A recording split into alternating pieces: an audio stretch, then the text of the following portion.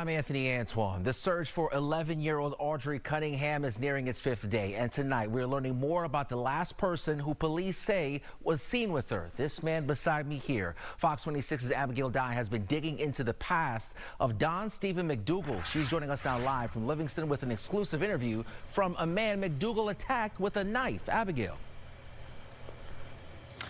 Anthony, this is a conviction back from 2010 of McDougal's, and this is one of many on his rap sheet.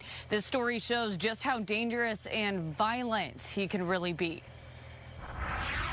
Steven McDougal, the last person little Audrii Cunningham was with before she vanished, according to officials. They say the family friend lived on the Cunningham's property. He's been under our microscope, and we found a lengthy, violent criminal history. Just the sheer look of him. I know I hate to judge a book by its cover, but that's one book somebody should have judged. Alec Bryan III says he worked with McDougal back in 2010. One night after some drinks at his house, things got ugly. He got drunk one night, we threw him out of the house, and he come back with a knife and slashed tires and tried to stab me with a knife, and I had to run him off with a gun, and the cops finally come out with dogs and got him. What were those moments like for you, almost getting stabbed? Terrifying. It really was. I mean, like I said, he seemed like a nice guy, but then he's got this whole other side to him that no one seemed to know about until now. McDougal was convicted of aggravated assault with a deadly weapon for that attack. And 2 years earlier, he had been convicted of enticement of a child, according to records. Then in 2019, he was convicted of another aggravated assault. Court records saying he hit someone in the back of the head with a pipe. Officials arrested McDougal for another case on Friday, shortly after questioning him, as you see in this video. We remain hopeful that he will begin helping in this case. As the search for little Audrii continues. One of the most horriblest, worst things somebody can do is lose a child. Because I lost my daughter when she was 7 to cancer, so I know how it is. And this right here is even worse because there's no closure. If you could say anything to McDougal now, what would you say to him? Tell him what happened. Where is she? They need to know. Family needs to know. Now, McDougal has not been charged with any crimes in the disappearance of little Audrii, and Crime Stoppers has increased their reward to $10,000 for any information around this case. If you know anything, please contact authorities. Any information that can help bring Audrii home. Reporting live in Livingston, Abigail Dye, Fox 26 News. Hey everybody, Derek Judd here with Cowboy Criminology. Of course, I am the Cowboy Criminologist. I hope everybody's had a great weekend. Man, there's been a lot going on as far as criminal justice concerns. I'd like to talk about the Audrii Cunningham disappearance. She's the girl in Livingston, which is just northeast of Houston, who was last seen by her father being dropped off at the bus stop where she goes to school, or for the bus stop to get her to school. And she hasn't been seen since. Now, a convenience store clerk says she saw Audrii with this man, and his name is Steven Don McDougal. He's served time for sex offenses against children. The actual term is enticing a child, and that is where you try to establish a sexual relationship with a minor here in Texas, and he's done that twice.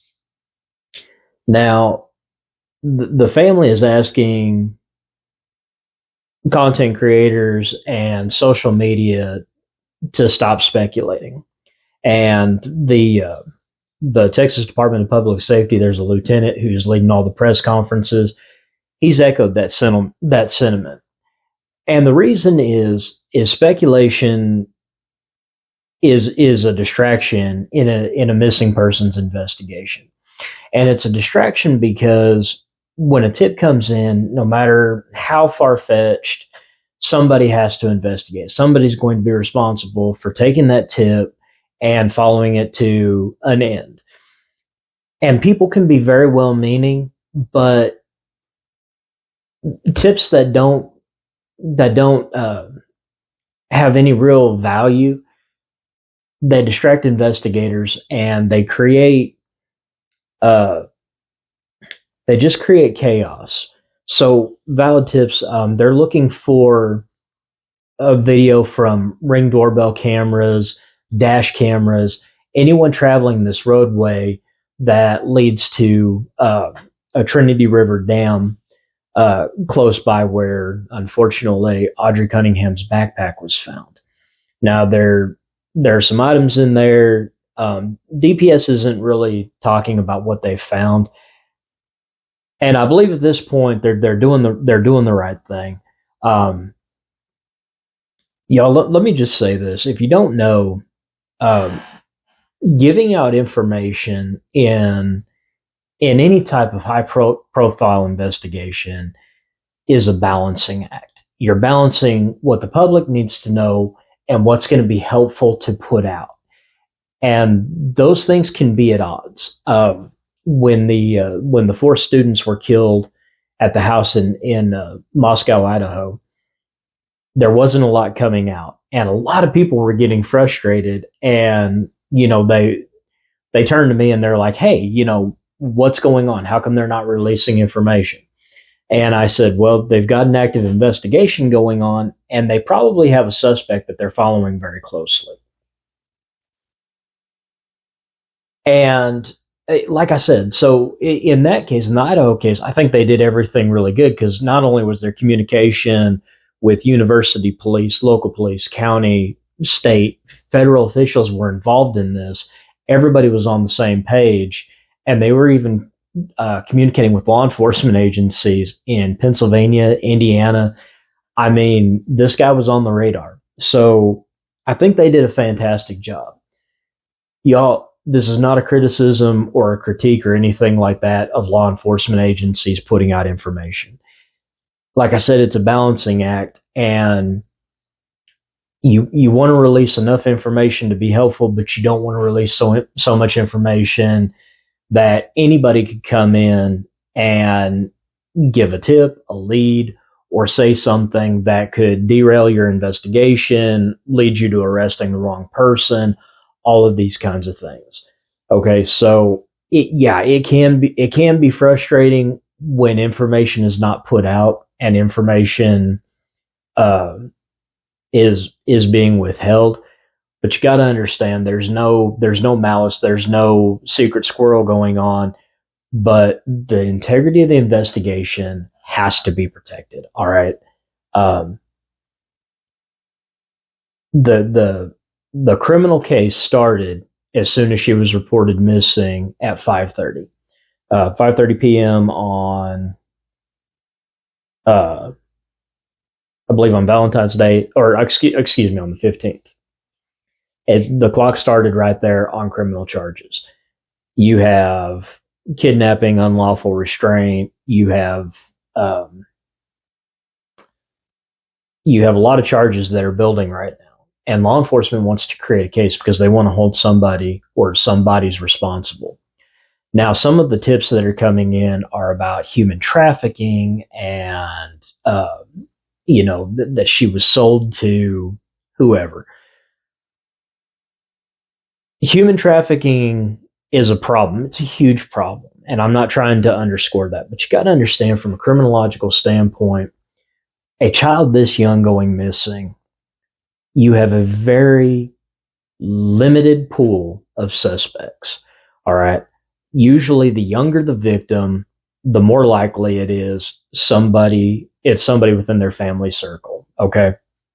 So if you can rule out family, they alibi out because of work, being seen on camera at the grocery store, whatever the case may be, it doesn't really matter. If you can alibi them out, you start expanding that circle. But with an 11-year-old, you're almost exclusively looking for an individual that has access, that's close to her. Now, this Steven Don McDougal apparently has been known to babysit Audrii, pick her up from school and whatnot. I guess he lives on the family's property in a trailer behind the house, and the father and grandmother have left Audrii in this guy's care. The parenting issues aside, regardless of what you think about that, are not helpful right now in getting that child home. All right. So whatever speculation, whatever you think needs to happen to the custodial guardians and parents, let's put a pin in that. We'll talk about that later. But right now we need to talk about getting Audrii home. Okay. I know from my training, my experience, my education, I know the odds of Audrii coming home are very slim. The odds of her being alive right now are astronomical. But I keep the faith, and I prayed that she's going to be found alive. Because I think of cases like Colleen Stan and Elizabeth Smart and the victims of Ariel Castro, and that right there gives me faith that she can be found alive. And I pray that if she is being held somewhere, that the police find her, and whatever they do with the people that are holding her, at this point, you know what? I don't really care. Call in an airstrike if you want, but bring that little girl home and get her home safely. I don't like to be negative. Of course, in a missing person case like this, law enforcement is always going to be in search mode until they have reason to believe that they're not going to find the missing person alive. Okay. And then it becomes a recovery. And you always hate to hear law enforcement say we're switching from search and rescue to recovery. That's hard.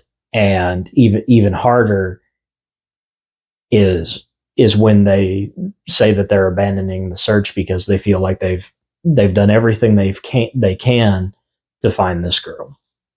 All right. Could this Steven Don McDougal be capable of that? He's a person of interest because he was arrested on an active warrant for aggravated assault with a deadly weapon. All right.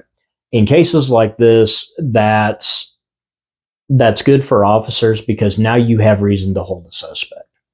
All right. Y'all, I can tell you from personal experience with those tattoos, he knows the criminal justice system. He knows his rights. He knows what he can get away with. If he's talking to an attorney, they haven't said. Law enforcement hasn't said. I would be willing to wager that he has enough criminal sophistication and knowledge of the criminal justice system that he's going to say he's not going to be very helpful because a clerk has identified him as being the last person to be seen with Audrii. And so I know law enforcement interviewed the clerk and tried to get video. If they got the video, they haven't released it, or I haven't seen it anyway. But that's why he's a person of interest. Now, he does have the background that would suggest that he's capable of kidnapping, sexually assaulting a child. That sentence right there, we should never have to say that. Should never have to say that. He has the background, and if you're looking from a criminal investigative analysis standpoint, he has everything in his background that you'd expect to see in a child abduction case. Is access to the child.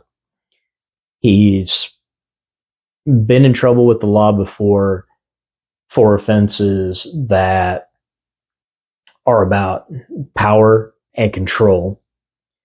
He seems to have very poor impulse control when it comes to being left alone with minors. So yes, he does have he checks a lot of boxes.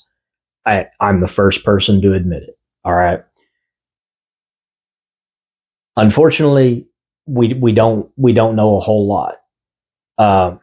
But getting back to his tattoos, I can tell you he's probably not saying a whole lot because at this point he doesn't have to. He's probably not lawyering up because I would imagine, he's been down this road enough times that he thinks that he can outsmart the police, he can outsmart law enforcement.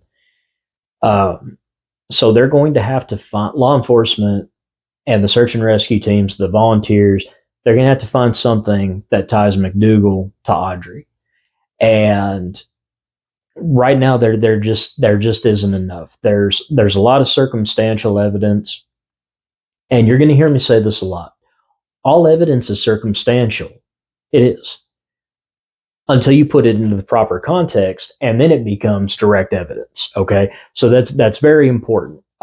There's a lot of comments online about circumstantial. All evidence is until you put it in the proper context. All right. His tattoos concern me, and this is where I'm going to play devil's advocate and say we might have the wrong guy. All right. Granted, he's a person of interest, but if you look at the swastika tattoo, and it looks like he's got some. This is a really bad picture, but it looks like there's probably some white supremacy stuff there. If he's ganged up in prison with a white supremacist gang, they have one of the lowest opinions of child abusers in the prison system, and that stuff is any kind of violence against a child is dealt with harshly. And he's sporting tattoos that if he did do something to Audrii, prison will be the worst place for him. He will have a target on his back. All right. Is the tattoos enough to say that he didn't do it? No, he's got poor impulse control. So I wonder if there wasn't a jacket on him or something where inmates found out what he was in for. And I'm gonna let y'all on a dirty little secret. All right. Felons lie about why they're in prison. I know it's hard to imagine that you get sent to a maximum security prison and you're going to lie to people about why you're there. All right. I can rule two things out. Not going to Sunday school and singing too loud in the church choir. Nobody's ever been in prison for that. Yet, it's very hard to meet a guilty person in prison. I worry. I worry about this because there's a lot of reasons to focus on him, but I hope the investigation doesn't get tunnel vision where they only focus on him. Now, granted, there's a lot of reason to look at him, and if I was running the investigation, I would be leaning on this individual until he told me something or until he lawyered up. The investigators, they're on the right track. They're looking for camera footage from dash cams, from properties out there. Looking at the area, there may be even some game cameras out there. But if McDougal did something to Audrii, and I'm about 95% certain he did, but that's not enough. We've got to find something that ties him there. And I'd be interested to see the store footage, because the clerk seemed to have an idea that Audrii was with him, but couldn't really give very good description. So far she's given more than anybody else, but she hasn't really been able to. What did he buy? What was his demeanor? What was, how was Audrii acting? Was she acting like this was abnormal to be with him? She's supposed to be in school. Is she scared? There's a lot of information that she may not have, and y'all, it's not a criticism of the clerk. When you realize that you've seen an individual that's a person of interest in a case like this, your mind is just going to be overloaded with what did I see, what didn't I see, and their recollection of events can become jumbled. All right, so I'm not attacking her in any way, shape, or form. But I think if law enforcement could sit down with her and do a more cognitive type interview with her and just kind of bring her back to that day. I'm a huge fan of cognitive interview. I think it's very effective, not only when you're dealing with witnesses, but when you're dealing with suspects and victims. The long and short of it is you start off very broad and basically, kind of take them through the last 24 hours. And as you go through, you narrow, and then you get to the event. And you start talking about the event and you get specific details. And what that does is it conditions the mind to think of things in a more linear fashion. And it helps them reconstruct the event truthfully and factually. You're not implanting any false memories. You're not giving any suggestions if you're good at what you do. And it's an easy process. So you're kind of guiding them. So you're not really slipping them information. You're asking about what they're telling you. Okay. Y'all, please keep the family in your prayers. Please keep Audrii in your prayers. Y'all, if you have any information, please contact the authorities. And if you think you have dash cam footage, if you have a game camera out in the area, y'all get that to law enforcement. You never know. All right. And I cannot stress this enough. Just because you don't think it's important doesn't mean law enforcement doesn't think it's important. Okay. So if you think you have something, give it to them and let them decide. All right. Y'all just, let's all just pray that Audrii comes home. All right. This is Derek Judd, the Cowboy Criminologist, and I'll talk to you later.